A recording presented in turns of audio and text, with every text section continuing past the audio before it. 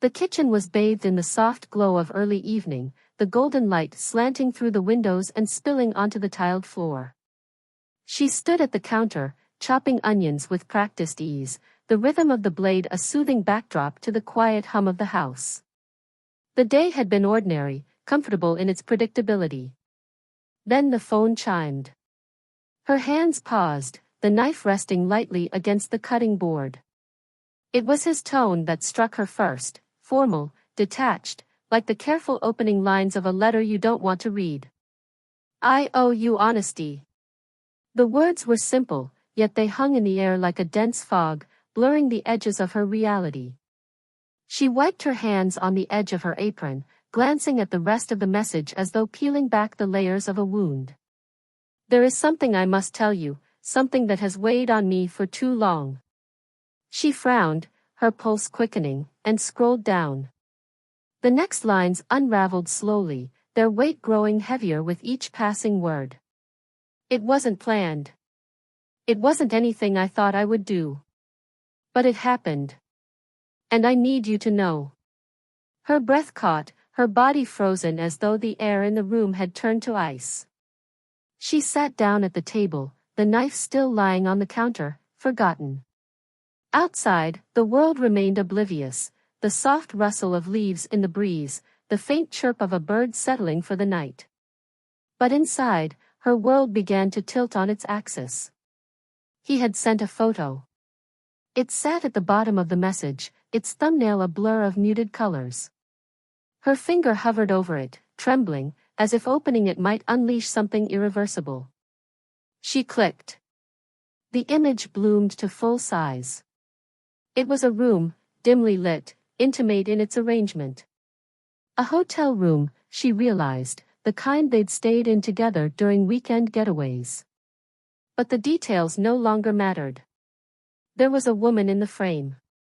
She wasn't clear, more shadow than substance, but her outline spoke volumes. A hand rested lightly on his shoulder, her face turned toward his as though caught mid-laugh. Her stomach clenched as she noticed the curve of his body leaning into hers. His posture was familiar, painfully so, comfortable, relaxed. It was the way he leaned when he felt at ease, when he felt close. Beneath the photo were the words that cemented the betrayal. "It was in this room. I let her too close. My hands strayed to where they should never have gone. It was a moment, fleeting but vivid. I touched, I lingered, and I broke the promises I made to you." She stared at the words until they blurred. Her thumb hovered over the phone, her instinct screaming to call him, to demand an explanation, to make sense of the senseless. But no call could unwrite this confession. The air seemed thinner, the walls pressing in on her. She pushed back from the table, pacing the length of the kitchen. Each step felt unsteady, like walking on a thread that threatened to snap beneath her weight. The words replayed in her mind, my hands strayed. I lingered. How easily he had dismantled what they had built together. Yet his tone, almost apologetic, felt cruel in its restraint. There was no rage, no dramatic plea, just quiet, veiled admissions. The house, their house, felt foreign now, as though the foundations had been shifted just enough to make everything slightly off-kilter. She picked up the phone again, reading the message once more, hoping for something she had missed. But the story remained the same, the hotel room, the touch, the woman, the moment that should never have existed. Her throat tightened. She wanted to cry, to scream, to tear the photo apart, but instead, she sat back down at the table, her hands trembling. The world outside remained unchanged, as if mocking her. For the first time in years, she felt completely and utterly alone. Night had fallen by the time she found the strength to rise from the table. The photo still lingered on her phone screen, but she turned it off, letting the black glass reflect her pale, stunned face. She drifted upstairs in a fog, her legs heavy with the weight of his words. In their bedroom, the familiarity was unbearable. The bed they had shared for years now seemed stained with an invisible shadow, his confession pressing down on every corner of the room. She sat on the edge of the mattress, her hands gripping the soft duvet. Her mind circled back to his message, dissecting every line, every word, trying to uncover some detail that might dull the sharp edges of his betrayal. But each phrase only drove the knife deeper. It wasn't love. It was fleeting. He had described it as though that made it better, as though the brevity of his sin somehow lessened its weight. But she couldn't unsee the image of him with another woman. She imagined his hands, hands that had once stroked her hair, traced her face in the dark, now traveling paths they had no right to tread. She replayed the photo in her mind, filling in the details her imagination insisted upon. The room, small, intimate, warm with low light. The woman, faceless in the picture, but in her mind, she gave her features, perfect ones. Laughter that lured him closer, a touch that welcomed his. She hated this stranger, this shadow of a woman, and yet her anger was sharper for him. He had written it all so carefully, almost poetically, as if softening the edges of the truth would change its nature. But his words haunted her. My hands spoke a language they should have reserved for you. What kind of man could betray his wife and then describe it so beautifully? Hours passed, but she didn't sleep. She paced the room, her heart heavy with a mixture of grief and anger. The clock on the nightstand glowed steadily, oblivious to her turmoil. Midnight, then 1, then 2. Finally, she picked up her phone again. She hadn't responded to his message, hadn't acknowledged the bomb he had dropped into her life. She opened it, staring at the words until they blurred again, her thumb hesitating over the keyboard. She typed and erased a dozen replies. Accusations. Questions. Furious declarations. But none of them felt right. How do you respond to something like this? How do you even begin to put words to the destruction of a life you thought was unshakable? Her fingers trembled as she finally settled on a single question. Why are you telling me this now? She pressed send, the simple message flying into the void. Her breath caught in her throat as she stared at the screen, waiting for the dots that would signal his reply. Minutes stretched into an eternity before his response appeared. Because I can't carry it anymore. You deserve to know the truth. The words offered no comfort. They only solidified what she already felt, that this confession wasn't for her, but for him. He had handed her his guilt like a burden he could no longer bear, leaving her to carry its weight alone. She wanted to throw the phone across the room, to shatter the glass as her heart had been shattered. But instead, she sat in silence, gripping the device as if it might anchor her to something real. When the reply came again, it was longer. I'm not asking for forgiveness. I know I don't deserve it. But I needed to tell you, because I can't look at you and not feel the weight of what I've done. I can't keep pretending that I'm the man you think I am. She stared at the message, her chest tightening. Was that what he wanted? For her to absolve him, to free him from the guilt he felt? But what about her? What about the pieces of her heart he had shattered with this confession? She set the phone down, unable to read any further. The walls seemed to close in around her, the silence of the house deafening. The bed, the room, the life they had built together, all of it felt tainted now.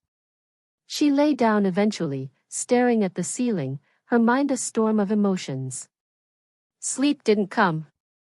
When dawn finally broke, the light filtering through the curtains seemed foreign, a pale imitation of the mornings they had shared. She knew one thing for certain, nothing would ever be the same. The next morning came sluggishly, dragging its feet as though time itself hesitated to face what lay ahead. She moved through the motions of waking, washing her face, brushing her teeth, but her reflection in the mirror felt foreign. Her eyes, hollow and rimmed with fatigue, stared back at her, as if questioning how she had ended up here. Downstairs, the house was still. The faint hum of the refrigerator was the only sound.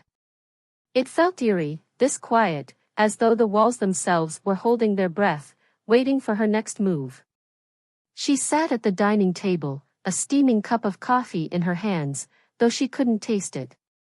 Her phone lay on the table in front of her, the messages still visible on the screen. She hadn't replied again after his last confession. She hadn't known how. The words he had written felt too heavy to confront. She wondered where he was now, whether he was pacing his office, or sitting in his car, or staring out of some window, thinking of her. Would he come home? Or would he avoid her, giving her space to process the truth he had thrown at her feet? The answer came just after noon, when the sound of his key turning in the front door startled her. She stiffened, her hands gripping the edge of the table.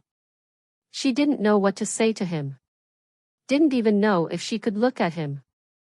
When he stepped into the house, his footsteps hesitant, the sight of him struck her like a physical blow. He looked as he always had, his shirt wrinkled from a long day, his hair slightly mussed, but there was something different in his posture. He stood as if the air around him carried a weight he couldn't bear, his shoulders slumped, his eyes heavy with unspoken words. Their eyes met, and the silence stretched between them like a chasm. He opened his mouth, then closed it again, as if unsure how to begin. Finally, she spoke, her voice colder than she intended. "Why did you come back?" He swallowed hard, his hands fidgeting at his sides. "Because I couldn't stay away. I needed to see you, to try and," he stopped himself, running a hand through his hair. "To try and explain." Her laugh was sharp, bitter.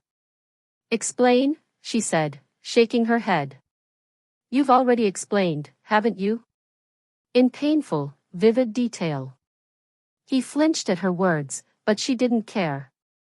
Let him feel the sting of them. Let him taste even a fraction of the bitterness that now filled her mouth. "I shouldn't have told you like that," he admitted, his voice low. I didn't know how else to do it. I thought it was better to be honest." She set her coffee cup down with a clatter, standing abruptly. "Honest?" she repeated, her voice rising. "You think honesty erases what you did? You think putting it into pretty words makes it hurt less?" Her voice cracked on the last word, and she hated herself for it. She didn't want to cry in front of him. Didn't want to give him the satisfaction of seeing just how deeply he had broken her. He took a step closer, his hands outstretched as if to comfort her, but she stepped back, shaking her head. "Don't," she said sharply. "Don't touch me." His hands fell to his sides, and for a moment, he looked utterly defeated. She hated that she still cared. That even now, some small, stubborn part of her wanted to reach out to him, to fix this mess they were drowning in. "I don't know what you want me to say," he murmured. "I can't take it back. I can't undo what I did." "No, you can't," she snapped. "But you didn't just break your promises, you broke us. And now you want me to what? Forgive you? Pretend this never happened?" He shook his head quickly, his eyes wide with something that looked like panic. "I don't expect you to forgive me," he said. I wanted you to know the truth. I couldn't keep lying to you. To myself." Her anger simmered just below the surface, but underneath it was something colder, heavier, grief. "You didn't tell me for me," she said quietly. "You told me for you. To ease your guilt. To clear your conscience. And now I'm the one left holding this mess." He looked down at the floor, shame washing over his face. He didn't deny it, and that hurt more than anything. The silence stretched between them again, and this time, it felt final. "I don't know if I can do this," she said eventually, her voice barely above a whisper. "I don't know if I can look at you and not see her." He flinched again, his jaw tightening. But he didn't argue. Didn't beg. He just nodded, his head dipping low. "I'll give you space," he said finally. As much as you need. I'll stay somewhere else for now. She didn't stop him as he turned toward the stairs to pack a bag. She stood there, rooted to the floor, her heart heavy as she listened to the quiet sounds of him moving around their bedroom. When he came back down, his suitcase in hand, he paused in the doorway. "I'm sorry," he said, his voice breaking. She didn't respond. She couldn't. And then he was gone, the door clicking softly shut behind him. The silence that followed was deafening, a void she didn't know how to fill. The silence in the house felt like a living thing. It crept into every corner, every crevice, filling spaces that once hummed with life. His absence was palpable, a strange vacuum where his presence used to be. She wandered through the rooms, each one a museum of memories that felt both distant and excruciatingly close. In the living room, the couch where they had spent countless evenings together looked forlorn, the throw blanket still folded neatly where he had left it. On the kitchen counter, his coffee mug sat next to hers, an unintentional pairing that mocked her. She picked it up, turning it in her hands before setting it in the sink with a dull clink. Upstairs, their bedroom felt even worse. The space on his side of the bed, now empty, seemed to echo with the weight of all the nights they had shared. She pulled the duvet tighter around her as if it could shield her from the cold reality that he wasn't coming back tonight, or perhaps ever. The days that followed were a blur. She moved through them on autopilot, her emotions swinging wildly between anger, sorrow, and a strange, numbing quiet. She barely ate, barely spoke, her mind replaying his words over and over like a broken record. I lingered. I touched. I broke the promises I made to you. They weren't just words. They were a new reality, one she hadn't chosen but now had to live with. One afternoon, as she sat by the window staring out at the street, her phone buzzed on the table. She stared at it for a long moment before finally reaching for it. It was a message from him. "Are you okay?" The simplicity of it enraged her. She set the phone down without replying, the words feeling hollow. She didn't want his concern, his guilt masquerading as care. She wanted her life back.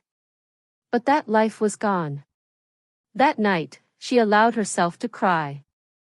For the first time since his confession, she let the tears come, spilling hot and fast down her cheeks. She cried for the life they had built together, for the trust he had shattered, for the love that had once felt unbreakable. But as the tears flowed, so too did a sense of release. It wasn't relief, nothing about this felt relieving, but there was something cleansing in allowing herself to feel the depth of her grief. When the tears finally stopped, she lay back on the couch, staring at the ceiling. She didn't feel better, exactly, but she felt lighter. The days turned into weeks, and slowly, the sharp edges of her pain began to dull. She started to reclaim the spaces in the house that had felt so haunted by his absence. She rearranged the living room, moved the coffee table to a new spot, bought new pillows for the couch.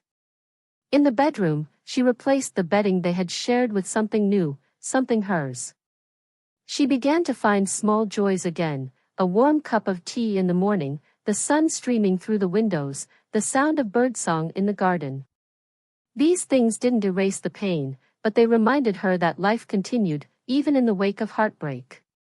One day, she received another message from him. "I miss you." She stared at it for a long time, her emotions swirling. She could feel the longing in his words, but she also knew that longing wasn't enough. Trust was fragile, and once broken, it couldn't simply be pieced back together. Her reply was measured, deliberate. "I don't know if we can ever go back to what we were. I don't even know if I want to." It was the truth, though it hurt to write it. When she pressed send, she felt a strange mixture of sadness and empowerment. She was taking back her life, one step at a time. As the weeks turned into months, she found herself thinking of him less often. The pain didn't vanish, but it became a part of her, something she carried rather than something that weighed her down. She didn't know what the future held, whether she would find love again, whether she would fully heal. But for the first time in a long time, she felt the stirrings of hope. And that was enough.